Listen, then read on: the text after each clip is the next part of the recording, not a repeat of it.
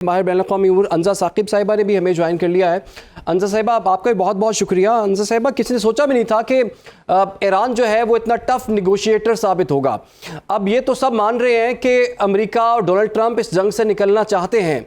अब आप हमें ये बताएं कि इस जंग से निकलना अमेरिका के लिए अब आसान रह गया है या मज़ीद मुश्किल हो गया है? क्योंकि समझ नहीं आ रही उनको कि करें क्या, क्योंकि यहाँ पर अमेरिका नहीं कह रहा कि हम मुज़ाकरात नहीं कर रहे। अमेरिका तो कह रहा है कि हम मुज़ाकरात करने जा रहे हैं, हमारा वफ़द जो है वो पहुंच रहा है, जेडी वेंस जो हैं वो बस किसी वक्त जो है पाकिस्तान के लिए रवाना हो जाएंगे। ईरान ने कह दिया जी हम नहीं करते आपसे बात, हम नहीं आपसे बात करना चाहते, हम मुआहिदा करना नहीं चाहते, हम तो जंग लड़ना चाहते हैं। तो अमेरिका के लिए कितनी मुश्किल आई अब इस वक्त? देखिए, अमेरिका की अभी अगर हम पोजीशन की बात करें, डेफिनेटली अब वो एक मैक्सिमम प्रेशर क्रिएट करने वाली जो उनकी फिलॉसफी थी हमेशा से, वो इस दफ़ा बिल्कुल कंप्लीटली फेल हो चुकी है, क्योंकि ईरान किसी प्रेशर में नहीं आया। ना वो ट्रंप के मैडमैन थियरी जिस तरह जिस पे वो काम करता है कि बस इतना ज़्यादा मैं अपनी स्ट्रेटेजिक बार्गेनिंग को मजबूत करने के लिए मैं इतनी ज़्यादा अनरियलिस्टिक बातें करूं कि दूसरी पार्टी जो है मजबूर हो जाए कि मेरे साथ समझौता करे। ये एक बहुत बड़ी मिसकैलकुलेशन थी। जब आप ये देखें, जो केंट ने भी अपना इस्तीफा दिया था, नेशनल काउंटर टेररिज्म के जो हेड थे, तो उन्होंने ये बात तस्लीम की थी कि ये जंग अमेरिका की थी ही नहीं, उनका बनता ही नहीं था इस जंग में शमूलियत। फॉल्स एजेंडा के तहत तो उसने उस पे अमेरिका इस जंग में कूद पड़ा। ये एक स्ट्रेटेजिक मिसकैलकुलेशन थी, टोटल मिसकैलकुलेशन थी, और उनको यही लग रहा था कि हम 48 घंटे के अंदर अंदर बिल्कुल ईरान को निस्तो नाबूद कर देंगे, जिस तरह उन्होंने दीगर ममालिक के साथ मशरिक वस्ता में किया है, जिस तरह इराक हुआ, दूसरे हमने देखा कि क्या सिनारियो हुआ इन द पास्ट। लेकिन ईरान ना गजा है, ना ये वेनेजुएला है, ईरान एक आइडियोलॉजिकल थियोक्रेसी है।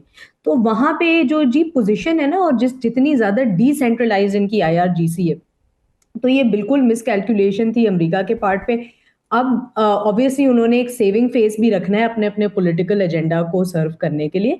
अभी तो देखें, दोनों पार्टीज की तरफ से हम देख रहे हैं कि मैक्सिमम प्रेशर बिल्डअप करने की कोशिश की जा रही है, क्योंकि ये जंग जो है ना जी, सिर्फ काइनेटिक नहीं थी, यानी कि सिर्फ ये हवाई तौर पे या बहरी तौर पे वहां पे जंग नहीं हो रही थी, बल्कि इट वाज आल्सो एक नैरेटिव की, बयानिए की जंग, कि किस तरह पे मीडिया पे कौन सी साइड कह रही है कि जी हम जीत गए, हमारी बात मानी गई।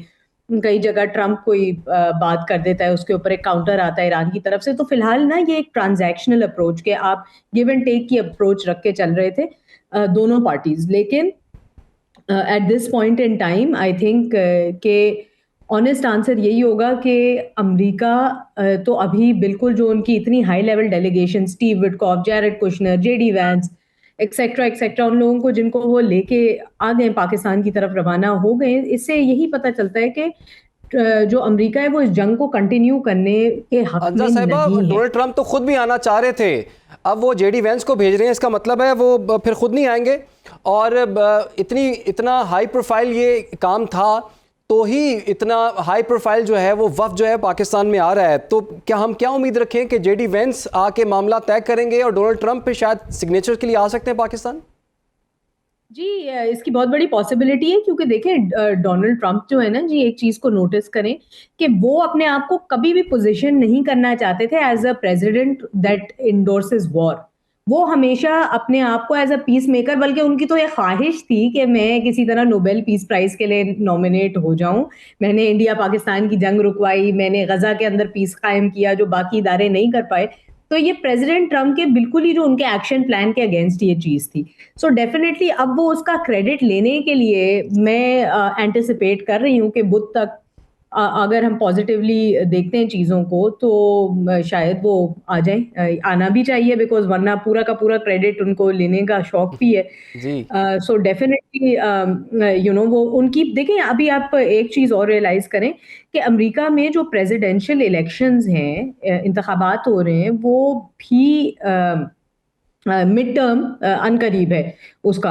हमने ऑलरेडी यहाँ पे देखा है कि 27% जो उनकी रिपब्लिकन वोट है प्रेसिडेंट ट्रंप का, वो ऑलरेडी शार्प डिक्लाइन की तरफ चला गया है।